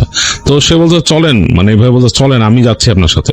তো ওরা তিনজনই গেছে, মহিলা পরে উঠছে, মানে খুব অনিচ্ছা সত্ত্বে উঠছে, উঠে তার মানে তাদেরকে বলতেছে ওখানে থাকতে মহিলা ইশারায়। তো খুব অবাক হলো যে কি ব্যাপার, মহিলা এরকম কেন করতেছে। তো ওরা তিনজন ওখানে থাকলো, বারান্দা খুলে যে বসলো, তাকায় দেখতেছে সুন্দর লাগতেছে, মেঘলা হয়ে আছে, বৃষ্টি হচ্ছে না এখন, তো মেঘলা। তো মহিলা ঘরটার গোছাচ্ছে, গোছায় সে তখন তমা বাথরুমটা দেখাইলো যে বাথরুমটা পরিষ্কার করে দেন, মানে মহিলা নিতান্ত অনিচ্ছা সত্ত্বে বাথরুমে গেল, দরজা খোলা রাখছে এরকম করে, আর বারবার তাদের দিকে তাকায়, মনে হয় কি যেন একটা ভয় পাচ্ছে মহিলা, বারবার তাদের দিকে তাকাচ্ছে। তো যাই হোক, ওরা তিনজন বারান্দায় বসে আড্ডা দিতে মহিলাকে দেখলো, এবং তারা নিজের হাসাহাসিও করলো মহিলার অ্যাক্টিভিটি দেখে। তো মহিলা এটাতে আবার একটু মানে মাইন্ড করছে, বোঝা যায়। তো যাই হোক, সবকিছু গোছাটোছায় মহিলা বের হয়ে তারপর বিদায় নিল। তো ওরা চিন্তা করলো না, এই মহিলার সাথে ভালো মতো কথাবার্তা বলতে হবে, হয় ওই যে আন্টিকে কখনো ডেকে এনে কথা বলতে হবে, আর না হলে ওই তাদের ক্লাস থেকে যখন ক্লাস শুরু হবে কোনো ফ্রেন্ডকে নিয়ে আসবে, সে যে কথা বলবে আর কি। মহিলা বিদায় নিল। তা আজকে তো তাদের কিছু করার নেই, বাসায় থাকতে হবে, কোথাও যাবে না তারা। তো চিন্তা করলো যে রান্না বাড়া হবে, রান্না বাড়া করবে নিজেরা, কারণ মহিলার সামনে রান্না বাড়া আর হয় নাই তাদের। মহিলাই গোছায়, এটা ওইটা ওইদিকে রাখছে, এটা ওইটা গোছাইছে, রেফ্রিজারেটরে জিনিসপত্র রাখছে। তো যাই হোক, তিন বান্ধবী মিলে তারা রান্না বাড়া শুরু করলো। তো গল্প করতেছে, গান শুনতেছে, এগুলো করতে করতে তাদের সন্ধ্যা হয়ে গেছে। তো সন্ধ্যার সময় তাদের এই খাবার দাবার রেডি হয়েছে। তো তখন তো আর খাবে না, ওদের ডিনার করতে করতে 8টা-9টা বাজবে। তো ওগুলা গোছায় রেখে তারা যে যার যার রুমে চলে গেল ফ্রেশ হতে। তো তমা যথারীতি উঠে আসছে তার রুমে উঠে গেট খুলে ঢুকছে। ঢোকার পরে দেখে যে রুমের মধ্যে বেশ বাতাস ঢুকতেছে, মানে ওই যে ওরা তিনজন যখন ছিল তখন কিন্তু দরজা খোলা রেখে গেছিল, আর বড় জানালা, তো জানালাটা খোলা রেখে গেছিল, পর্দাটা সরাই দিছে। তো বেশ বাতাস আসতেছে। তো তমা গেল ওইখানে, যে দরজা বা জানলা বন্ধ করবে, ওখানে সে বাথরুমে যাবে ফ্রেশ হতে। তো বারান্দার কাছে যখন আসছে তখন তার কাছে বেশ সুন্দর লাগলো বাইরের পরিবেশটা, মানে সূর্য নেমে গেছে, সূর্য দেখা যাচ্ছে না, মেঘের আড়ালে চলে গেছে সূর্য, হালকা লালচে একটা আভা উঠে আসতেছে মেঘের এই পাশ থেকে, আর এর মাঝে বেশ বাতাস শোঁ করে যাচ্ছে। আর বাসার সামনে যে মরা গাছটা আছে সেটা মনে হচ্ছে যে বাতাসে ওইটার যে চিকন চিকন ডালপালা আছে সেগুলো নড়তেছে, প্যাট করে, কেমন যেন একটা অদ্ভুত ভাবে নড়তেছে। তো কিছুক্ষণ সে তাকায় থাকলো ওদিকে, তমা তার কাছে অদ্ভুত লাগলো। এটা কালচে গাছ, মানে অনেক বাকল টাকল একদম কালচে হয়ে গেছে, ফাটা, মানে গাছের উপরে যে স্কিন ফাটা।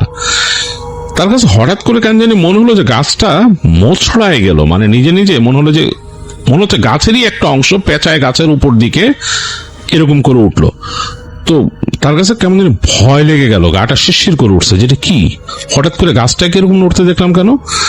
তখন মনে হলো যে গাছটার মধ্যেই আর একটা অবয়ব, মানে অবয়বটা অনেকটা এই গাছের মতোই স্কিন, মানে গাছের মধ্যে এক্সট্রা একটা লেয়ার, সেটাই মনে হলো যে বেয়ে গাছের উপর দিকে উঠছে, এরকম মনে হলো। তো তোমার বেশ ভয় লাগলো, মনে হলো যে এটা কি জিনিস দেখলাম, মানে খুব অদ্ভুত লাগলো তার কাছে, মনে হলো গাছের অংশটাই একটা আলাদা একটা অংশ গাছের উপরে।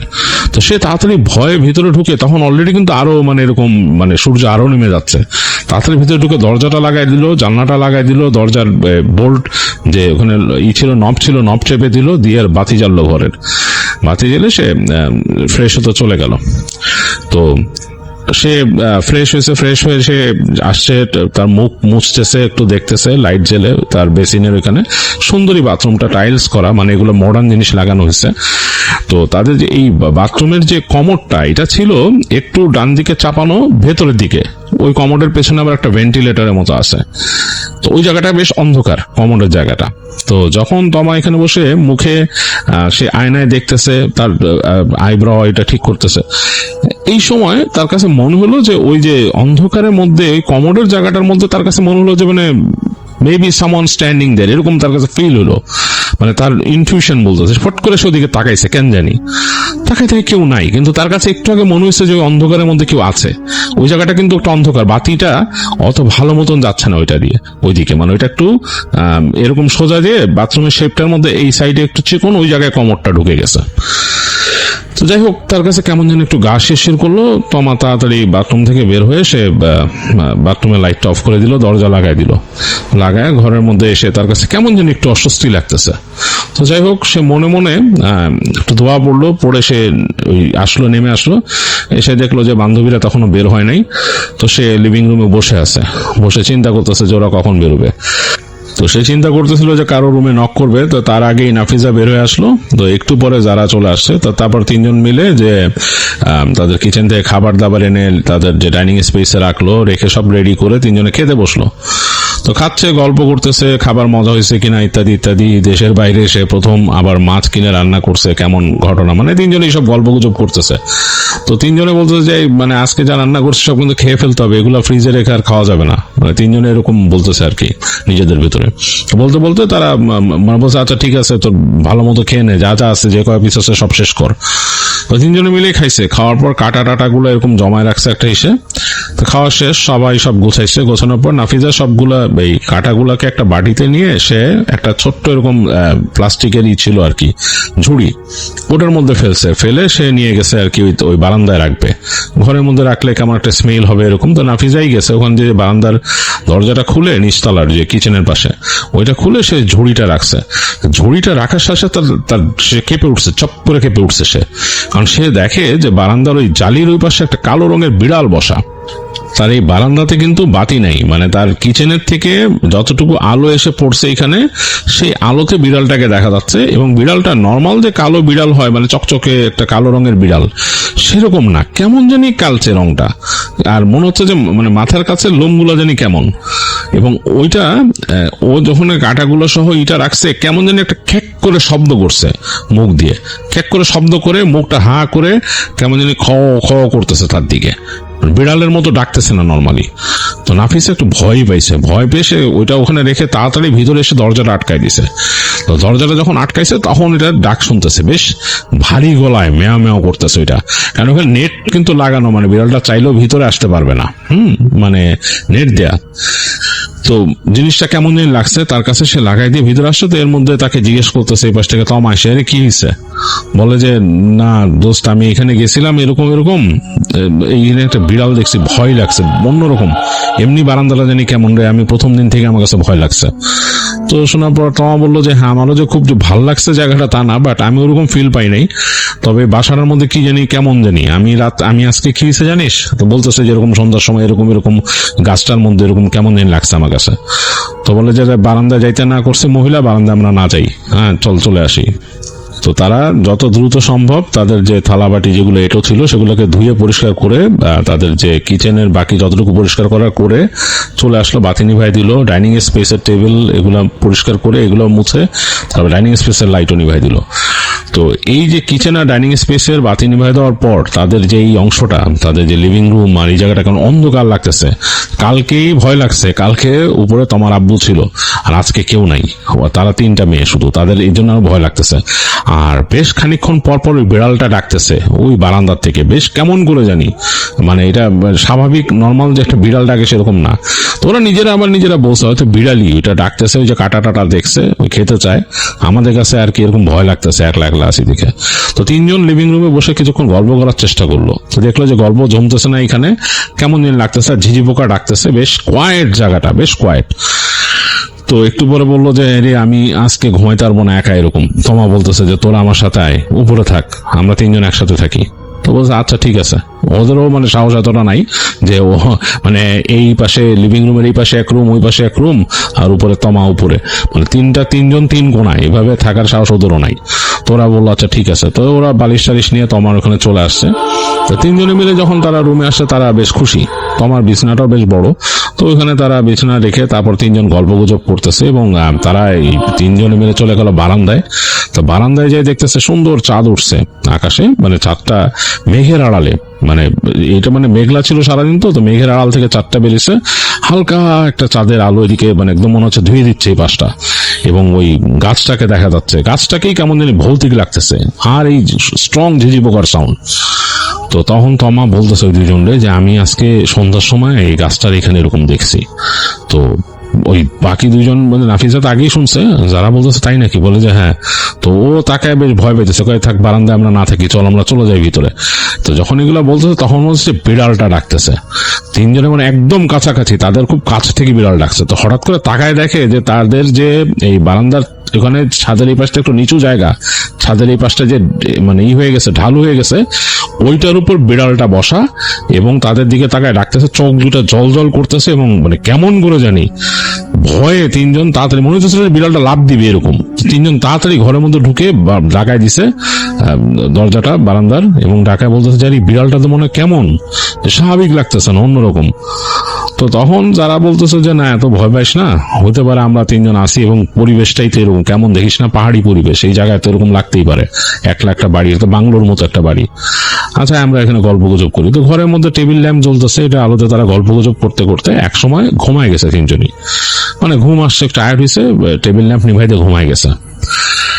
তো তমা নাকি কয়েক সেকেন্ডের জন্য ঘুমায় যায়, আবার ঘুম ভেঙে গেছে তার। তো ঘুম ভেঙে সে তাকায় দেখতেছে যে ঘরের মধ্যে বাতি নিবানো এবং দুইজন বেশ আয়েসে নাক ডাকতেছে, তার বান্ধবী দুজন নাক ডাকতেছে, আর তার যে বারান্দার পর্দার ওই পাশ থেকে চাঁদের আলো এসে একটু পড়ছে, আলো আধারি তৈরি হয়েছে ওই জায়গাটায়, যেখানে তার মানে বারান্দার জানালা, ওই জায়গাটা আলো আধারি তৈরি হয়েছে।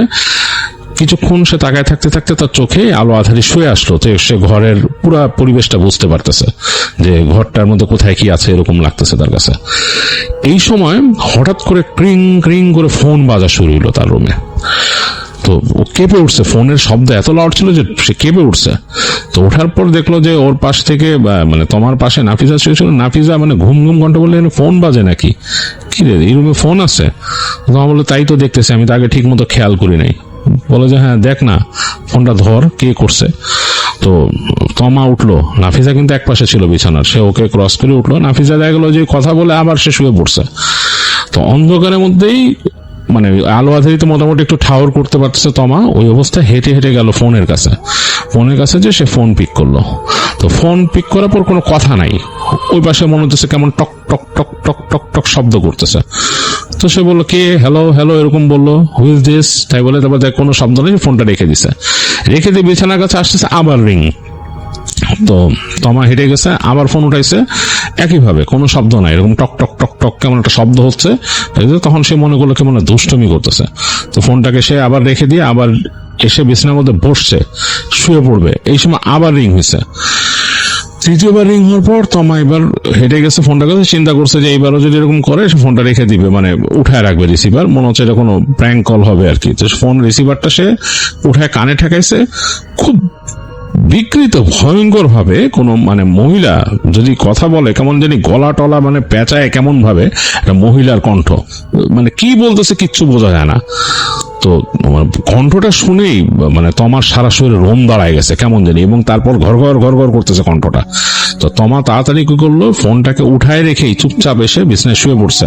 সে বুঝলো যে কেউ একজন প্র্যাঙ্ক কল করতেছে, সমস্যা করতেছে, মানে রাতের বেলা তাদেরকে ভয় দেখানোর চেষ্টা করতেছে।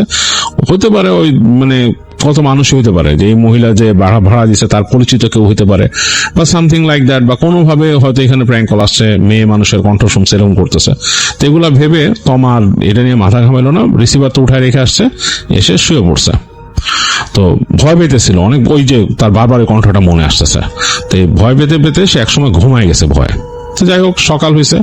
সকাল হওয়ার পরে সে যখন উঠছে, ওঠার পর একটু পর মনে পড়লো ফোনের কথা, দুই বান্ধবী তখনও ঘুমাইতেছে। তো তমা উঠে যায়, দেখলো যে রিসিভার উঠানো, তো কানে ঠেকালো, রিসিভার ডেড, মানে কোনো শব্দ নাই। ঠাস করে ফোনটা রেখে দিল। ফোনটা রেখে দিয়ে তার মতো তার সে ফ্রেশ হলো, ইত্যাদি ইত্যাদি। দুই বান্ধবী একটু পর উঠছে, ফ্রেশ হয়েছে। তো পরদিন নাফিসা বলতেছে, আরে তোর বিছনা ছোট রে, আমার শুইতে সমস্যা, আমি মনে হয় এক পাশে খাত হয়ে গেছি, ম্যাট্রেসটা কেমন এই সেই।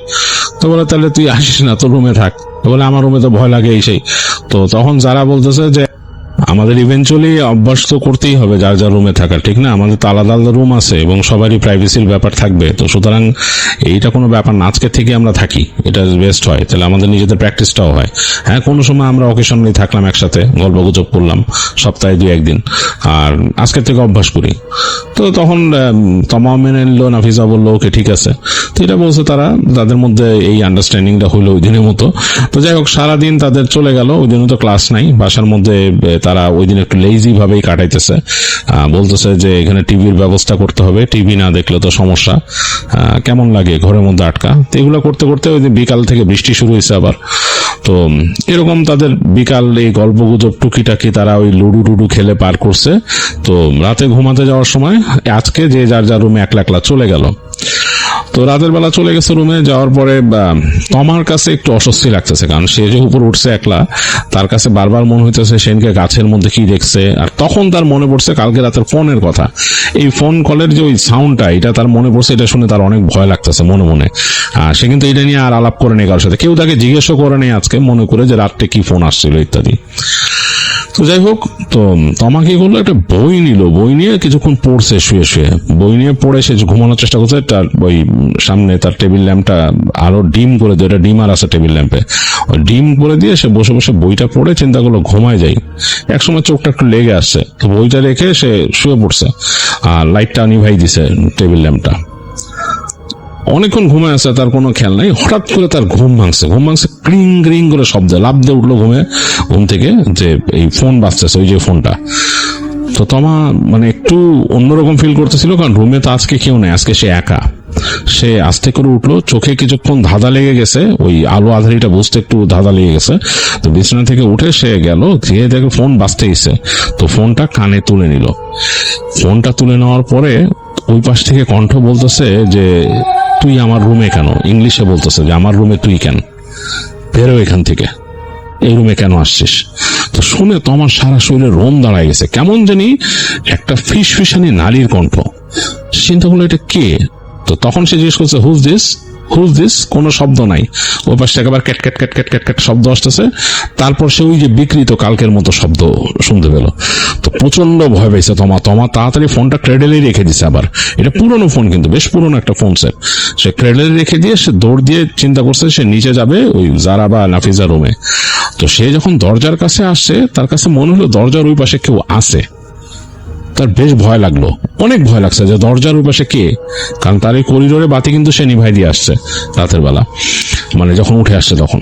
তো সে আস্তে করে তারপর দরজার নবটা ঘুরাইছে, দরজাটা টানছে, টেনে একটু ফাঁক করছে। সে তাকায় দেখতেছে তার করিডোরের মধ্যে মনে হচ্ছে যে যারা চুল টুল এরকম ছাড়া হামাগুড়ি দিয়ে তার এদিকে আসতেছে। যারা সে কেন মনে করছে তার ওই যে আদলটা দেখে যারাকে যে যতটুকু সে বুঝে ওইরকমই আর কি, যারাকে তো চেনে বান্ধবী, যারার মতোই মনে হচ্ছে আকৃতিটা, মানে তার যে অবয়বটা যারার মতোই, চুলগুলো ছাড়া হামাগুড়ি দিয়ে তার সেই দিয়ে তার দিকে আসতেছে, তার দরজার দিকে। তো সে বলতেছে এই কি রে, তুই এভাবে আসতেছিস কেন, হামাগুড়ি দিয়ে কেন আসতেছিস সেখান থেকে। তখন দেখলো যে মুখটা তুললো, এরকম মাথাটা উপর দিকে তুলে বলে হ্যাঁ আসতেছি, মানে একদম বাংলায় বলছে। কিন্তু সে দেখতেছে যারার ওই আলো আধারিতে, আলো কিন্তু নাই, মানে হালকা আলো আধারি, এর মধ্যে সে দেখতেছে যারার মুখ সে দেখতে পাচ্ছে না, মুখ বলে কিছু নাই, চেহারাটা পুরো অন্ধকার জায়গায়। তো তমা ভয়ে একটা চিৎকার করছে, জোরে চিৎকার করছে এখান থেকে, একদম মানে চোখ বন্ধ করে হাত মুট করে চিৎকার করে উঠছে। মানে তার আসলে আর কোনো ডিফেন্স মেকানিজম ছিল না, প্রচন্ড ভয় পেয়েছে সে। চিৎকারের চোটে সে দেখলো, মানে শব্দ পেল একটু পরে যে ঠাস ঠাস করে দরজা খুলছে ওই রুমগুলোর থেকে। দেখলো যে বান্ধবীরা বেরো আসছে, দৌড় দিয়ে সিঁড়িতে দরদর করে আসলো, এবং ওরা আসতে আসতেই তমা ঠাস করে পড়ে গেছে ওইখানে ইসের মধ্যে, করিডোরের মধ্যে। তো ওর যখন হুঁশ ফিরছে তখন তমা দেখছে যে তার মুখের মধ্যে আলো পানি ছিটাচ্ছে দুই বান্ধবী, ও সে তার বিছানায় শোয়া। তো বলতেছে কি হয়েছে, তো বলতেছে যে আমি এরকম এরকম একটা ফোন আসছে, এরকম এরকম এই এই ব্যাপার। তো বলে হ্যাঁ কালকেও তো ফোন বাজছে। নাফিজা বলছে কালকেও ফোন বাজছে, হ্যাঁ তারপর কি হয়েছিল? তখন বলে যে এরকম এরকম কণ্ঠ, আর আজকে আমি এরকম দেখছি। তো খুবই ভয় পায়, ওরা তিনজনই খুব ভয় পায়। ভয় পাওয়ার পরে তিনজন বলে যে আচ্ছা আচ্ছা বাকি রাতটা আর অন্য কোথাও শুবো না, এখানে শুই। তো ওই দরজা বন্ধ করে, তখন অনেক রাত, গভীর রাত হয়ে গেছে, তখন হয়তো 2টা এরকম বাজে। তো ওই ওর রুমেই, এই তোমার রুমে ওরা তিনজন শোয়।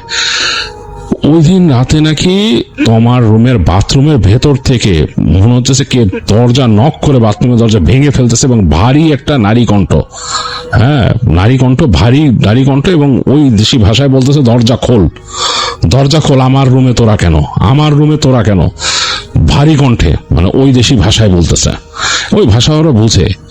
ভয়ে তিনজনের সারা শরীরের রোম দাঁড়ায় গেছে, তারা একজন একজনকে জড়ায় ধরে শুয়ে আছে, এবং ভয়ে নাফিজা দোয়া পড়া শুরু করলো, জোরে জোরে জোরে জোরে দোয়া পড়তেছে।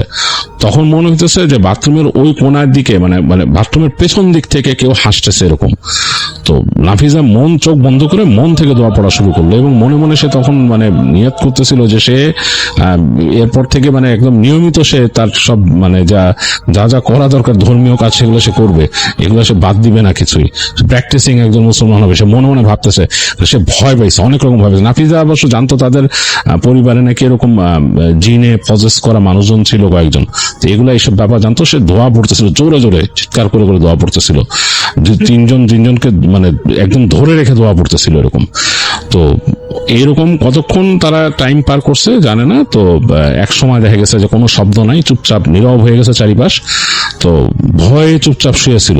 তো তারা বুঝতে পারছে একটু পরে আলো ফুটছে, মানে ফজর হয়ে গেছে এরকম সময়।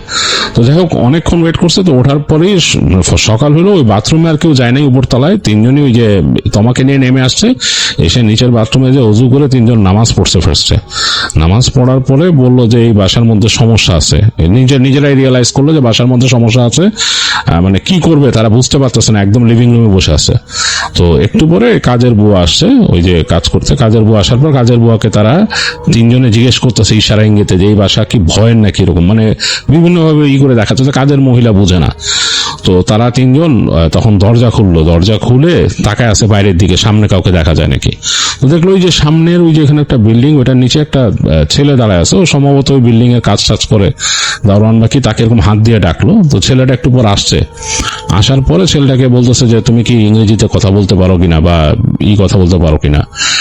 তো ওই লোকটা তখন বললো যে হ্যাঁ সে মোটামুটি ওই দেশের ভাষাও পারে, ইংরেজিও পারে। ওই বুয়া আবার ওখানকার একদম লোকাল ভাষায় কথা বলে, তো সুতরাং এত ক্লিয়ার না। তো যাই হোক ছেলেটারে দিয়ে বুয়াটার সাথে কথা বলাইলো, কমিউনিকেট করলো তারা। কমিউনিকেট করার পরে মোটামুটি বেরোলো, এবং বুয়াও টুকিটাকি যা বললো তার লোকাল ভাষাও কিছু বুঝে গেছে। তারা বুঝাইলো যে এই বাসাটার মধ্যে আসলেই ভৌতিক ব্যাপার স্যাপার ঘটে, এই কারণেই এই বুয়া ভয় এখানে থাকতে চায় না। তাকে অনেক অনেক রিকোয়েস্ট করে এই বাসার মহিলা এখানে আনছে, এবং বলছে তাকে কোনো মতে সন্ধ্যার পরে থাকতে হবে না, আর মানুষ সবসময় তার সাথে থাকবে কাজ করতে। তো জিজ্ঞেস করলো ওই ছেলেটাকে যে এই বাসার কি কোনো ঘটনা আছে নাকি। ছেলেটা বলতে চায় না, চেপে যেতে চায়। তারপরে সে বলল যে আমি জানতাম যে এখানে এরকম থাকতো আর কি, কিছু ব্যাচেলার থাকতো এখানে, তারা এর মধ্যে একজন এখানে হয়েছিল আর কি, তার প্রাণনাশ হয়েছিল আর কি। তো এরপর থেকে এই জায়গাটা ভীতিকর, ভয় পায় মানুষ। আর এমনি ওখানে ওই বাসার পেছনের অংশটা ভালো না, ওই যে ওখানে একটা গাছ আছে ওইদিকে, এখানে কেউ থাকে না বাসার মধ্যে, মানুষই এটা ভাড়াটিয়ে পায় না, এরা খুব কম ভাড়াটিয়া পায়। তো আজ আপনারা কিভাবে উঠছেন হুনুস। তো বলতেছে আমরা তো অন্য দেশ থেকে আসছি। সে বলে হ্যাঁ এখানে ওই আগেও থাকছে যারা স্টুডেন্টই, এবং কেউই বেশি দিন থাকে নাই। ছেলে মানুষরা থাকছে, ওরা মানে খুব দ্রুতই চলে গেছে ভয়ে, মানে খুবই ভয় চলে গেছে। ছেলে মানুষ এখানে থাকতেই পারে নাই। আর মেয়ে মানুষ আপনারা তো হয়তো দেখলাম কয়েকদিন আছেন। তো বললো যে আসলে আমরাও ভয় পাইছি, এরকম অবস্থা আর কি। তখন সবকিছু বললো ওরা তিনজন। তো ছেলেটা বললো যে আপনারা এই বাসাটার মধ্যে মনে থাকাটা ঠিক হবে না, আপনারা ভালো হয় যে চেঞ্জ করে যান, আর আমি যে বলছি এটা বলেন না আবার। তো যাই হোক কাজের বুয়াকে তারা ওই দিন টুকিটাকি যা যা হেল্প আছে নেয় কাজের বুয়ার থেকে, এবং ওই দিন রাত্রেও তাদের ওখানে থাকা পড়ে, তারা তিনজনই এক রুমে থাকে এবং তমা তার বাবার সাথে যোগাযোগ করে ওখান থেকে বের হয়ে যেয়ে একটা এরকম ফোনের দোকান ছিল, ফোন ফ্যাক্সেল আইজি ফোন, ওখান থেকে ফোন করে তার বাবাকে সব খুলে বলে যে এখানে সমস্যা আছে এই ব্যাপারে সেই। তো তার আব্বা প্রথম শুনে মানে বিশ্বাস করতে চায়নি, একটু অবাক হয়েছে। তো তার বাবা বললো যে আমার কাছে একটু অন্যরকম লাগছিল, আমি যখন ওখানে ছিলাম ওই বাসাটায় রাতের বেলা আমার কাছে মনে হয়েছিল কেমন জানি মনে কে জানি হাঁটা চলা করতেছে। তা আমি ভাবছিলাম যে তোমরা কেউ ঢুকছো নাকি কোনো কাজে কিছু নিতে, তা আমি আর ওটা গায়ে মাখি নেই। যাই হোক, এখন কি করবা তোমরা ঠিক করছো? তো বলে যে আমরা তো এখানে থাকতে পারবো না। বলে তাহলে তোমরা ওখানকার ডর্মে যোগাযোগ করো, অথবা তোমরা দেখো মানে ওই তোমাদের কলেজের ওখানে যে তোমাদের যে আছে হেল্পে যে আছে তার সাথে কথা বলো, কাউন্সিলর যে আছে তার সাথে কথা বলো, সে যদি তোমাদেরকে কোনো বাড়ি ঘর ম্যানেজ করে দিতে পারে। টাকা পয়সা নিয়ে চিন্তা করো না, যা লাগবে আমাকে জানাও শুধু। যাই হোক, তমা চলে আসে, এসে বান্ধবীদের সাথে আলাপ করে। তো ওই দিন রাতেও তাদের ওখানে থাকা পড়ছিল, তারা তিনজন মিলে এক রুমে ছিল এবং দোয়া দরুদ পড়ে একদম ছিল। তো কিছু হয় নাই, কিন্তু তাদের কাছে মনে হয়েছে যে বাসার মধ্যে কেউ চলাফেরা করে রাতের বেলা। মানে বাসাটা যখন রাত হয়ে গেছিল তখন তিনজন এক রুমে ছিল, তাদের কাছে মনে হয়েছে কেউ হাঁটা চলা করতেছে, ড্রয়িং রুম দিয়ে এদিক দিয়ে ওদিক দিয়ে হাঁটা চলা করতেছে। এবং ওই বিড়ালের ডাক অনেক শুনছে, তারা অনেক শুনছে বিড়ালের ডাকতে এখান থেকে। তো ওরা কিন্তু দ্বিতীয় দিন যখন ছিল তখনও খাওয়া দাওয়া করছে বাইরের থেকে, না রান্নাই করে না, ওইখানে খাওয়া দাওয়া বাইরের থেকে করছে। আর ওরা তৃতীয় দিন ওই বাসার থেকে সরে যায়। ওই যে ওই ছেলেটাকে বলছিল, ছেলেটাই তাদেরকে একটা বাসার এখানে সন্ধান দিয়ে দেয় কাছাকাছি। তো ওই বাসাতে ওই যা ওদের তিনজনের কাছে টাকা পয়সা ছিল তার অ্যাডভান্স দিয়ে সরে যায়। ওই মহিলাকে বলে যে, ওই যে কেয়ারটেকার মহিলাকে বলে যে আপনার বাসায় সমস্যা আছে এই ব্যাপার।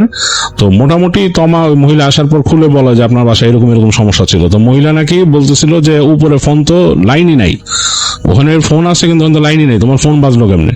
তো সে বলছে এবার আপনি বলেন ফোন কেমনে বাজলো, হ্যাঁ মানে এটা তো আমি বলবো না। তো যাই হোক, তারা ওখান থেকে সরে যায়। তৃতীয় দিনই অন্য জায়গায় অন্য বাসা নিয়ে নেয় এবং ওই যে ওই ছেলেটা বাসা একটা তাদেরকে ব্যবস্থা করে দেয় খুঁজে ওইখানে। তো সেই বাসায় যে তারা অনেক রিকোয়েস্ট করে ওখানে উঠে যায়, বলে যে আমাদের ইমার্জেন্সি উঠতে হবে। তো ওই বাসায় উঠে যায়। তো ওই বাসাতে মোটামুটি তারা ছিল, আর সমস্যা হয় নাই। তো এটাই ছিল তমা আর তার বান্ধবীদের জীবনে ঘটা একটা ভয়ের অভিজ্ঞতা।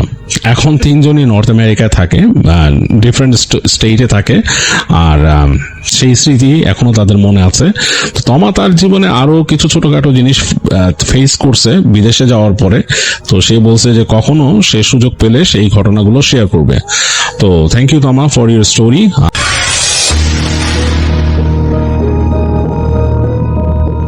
10-15 বছর আগের একটি ঘটনা। রাত তখন প্রায় 2:30। গ্রামের পুরনো মসজিদটা দিনের বেলায় যতটা সাধারণ দেখতে, রাত নামলেই যেন তার চেহারা বদলে যেত। মসজিদের পেছনে ছিল একটি পুরনো কবরস্থান, আর তার পাশ দিয়ে বয়ে যায় একটি সরু খাল। বহু বছর ধরে গ্রামের মানুষ রাতের পর ওই রাস্তা সবসময় এড়িয়ে চলত। আর সেই মসজিদের ইমাম ছিলেন হাফেজ রাশেদ সাহেব। তিনি খুব শান্ত স্বভাবের মানুষ। প্রতিদিন এশার নামাজ শেষ করে তিনি কিছুক্ষণ মসজিদে থাকতেন, তারপর নিজের ঘরে চলে যেতেন। কিন্তু সেদিন রাতে এশার নামাজ শেষ হওয়ার পর অদ্ভুত একটা ঘটনা ঘটল। সবাই চলে যাওয়ার পর রাশেদ সাহেব মসজিদের দরজা বন্ধ করতেই যাচ্ছিলেন, ঠিক তখনই তার পিছনের কবরস্থান থেকে খুব ক্ষীণ একটা শব্দ যেন ভেসে এলো, হুজুর। এই ডাক শোনার পর তিনি একটু থমকে গেলেন। শব্দটা একটু পর আবারও এলো, হুজুর।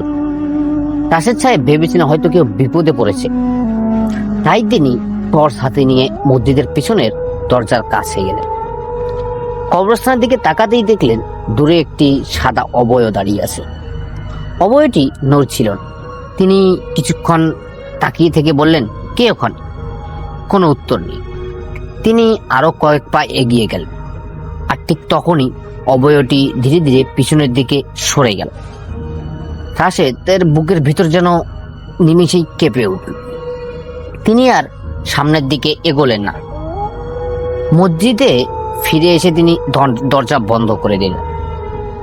পরদিন সকালে গ্রামের কয়েকজনকে ঘটনাটা তিনি খুলে বললেন, কিন্তু সবাই বলল রাতে কবরস্থানের কাছে হয়তো কোনো গাছের ছায়া বা কাপড়ের টুকরা দেখে ভুল করেছেন।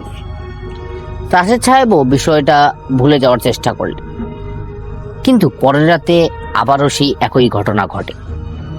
ঈশার নামাজ শেষ, সবাই চলে গেছে। তিনি মসজিদের ভিতরে বসে কোরআন তেলাওয়াত করছিলেন। হঠাৎ মসজিদের থাক থেকে ঠকঠক শব্দ হতে লাগলো। তিনি সঙ্গে সঙ্গে মাথা তুলে তাকালেন। তিনি মাথা তুলে তাকানোর সঙ্গে সঙ্গে কিছুই দেখতে পেলেন না, কিন্তু কিছুক্ষণ পর শব্দটা অটোমেটিক নিচ থেকেই থেমে গেল। তিনি আবারও তেলাওয়াত করতে শুরু করলেন। এবার মসজিদের দরজায় 3বার কড়া নাড়ল ঠকঠক করে, মনে হলো কেউ যেন দরজায় ডাকছে। রাশিদ সাহেব উঠে দাঁড়ালেন এবং দরজার কাছে গেলেন। তিনি ভিতর থেকে বললেন, কে? কিন্তু বাহিরে থেকে কোনো উত্তর এলো না।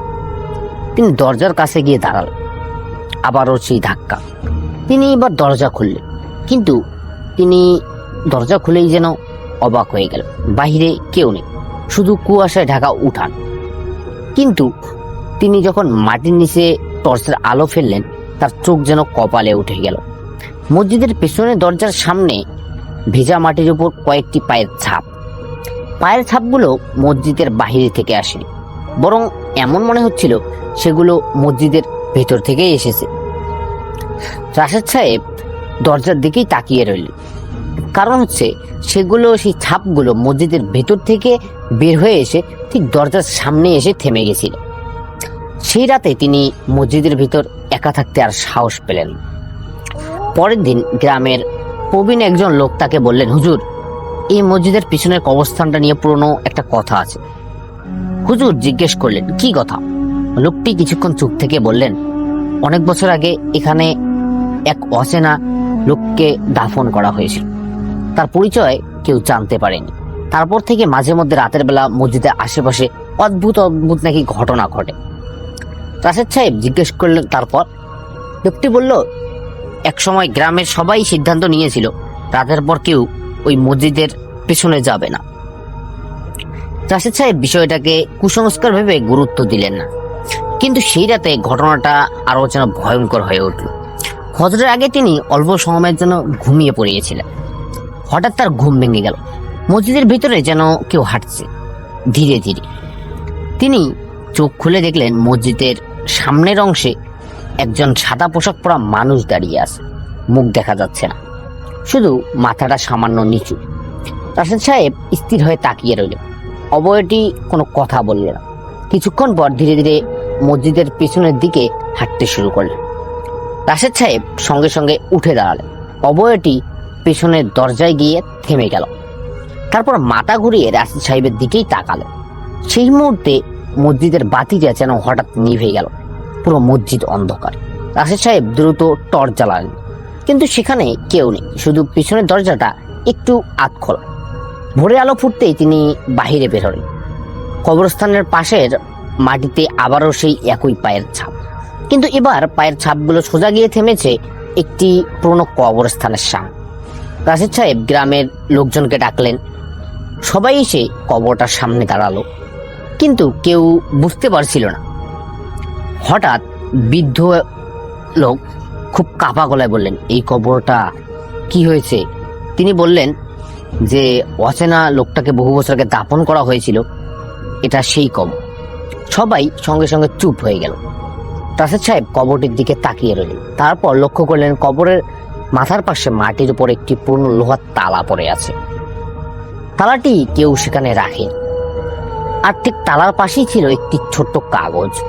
কাগজে মাত্র একটি বাক্য লেখা, রাতের শেষ প্রহরে দরজা খুলবে না।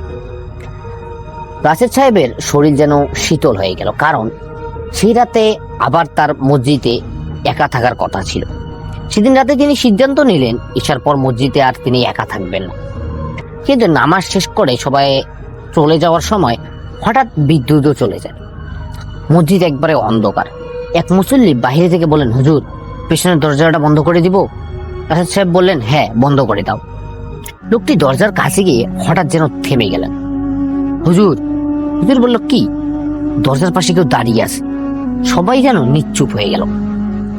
রাশেদ সাহেব টর্চ হাতে নিয়ে সামনে এগিয়ে গেলেন। দরজার নিচের ফাঁক দিয়ে বাহিরে একটি ছায়া দেখা যাচ্ছিল, একজন মানুষের মতো, কিন্তু ছায়াটা যেন অস্বাভাবিক লম্বা। রাশেদ সাহেব আর দরজা খুললেন না। কিছুক্ষণ পর বাইরে থেকে খুব নিচু স্বরে একটি কথা শোনা গেল, হুজুর। তারপর খুব দীর্ঘ নীরবতা। তারপর আবারও, দরজা খুলুন। তখনও কেউ দরজা খুলল না। কিছুক্ষণ পর সেই ছায়া ধীরে ধীরে দরজার নিচ থেকে সরে গেল। সেদিন গ্রামের কয়েকজন লোক মসজিদেই থেকে গেল। ফজরের সময় আজানের জন্য রাশেদ সাহেব যখন মাইক্রোফোনের সামনে দাঁড়ালেন, তখন হঠাৎ তার চোখ গেল মসজিদের পেছনের জানালার দিকে। সেখানে একজন সাদা পোশাকের অবয়ব দাঁড়িয়ে ছিল। এবার তার মুখ দেখা যাচ্ছিল না, কিন্তু যাওয়ার আগে অবয়বটি ধীরে ধীরে হাত তুলল, তারপর কবরস্থানের দিকে ইশারা করল। রাশেদ সাহেব বুঝতে পারলেন না এর অর্থটা আসলে কি। অনেকদিন পর গ্রামের লোকেরা পুরনো কবরস্থানটি পরিষ্কার করতে গিয়ে একটি ভাঙা মাটির পাত্রের ভিতরে কিছু কাগজ খুঁজে পেল।